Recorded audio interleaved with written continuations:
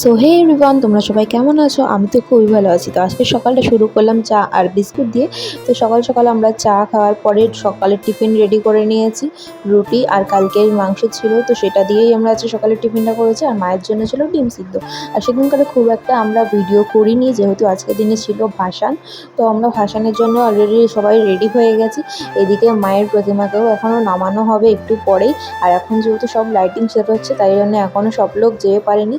তো চলো, তোমাদেরকে প্রত্যেকটা ভিডিওই আমরা ক্লিপ শেয়ার করব অল্প অল্প করে। ভাসানের দিনটা আমরা খুব এনজয় করেছি।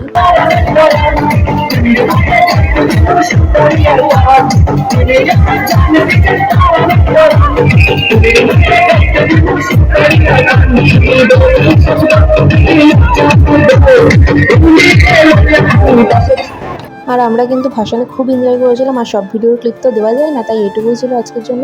ভিডিওটা কেমন লাগলো অবশ্যই তোমরা কমেন্টে জানিও। টাটা।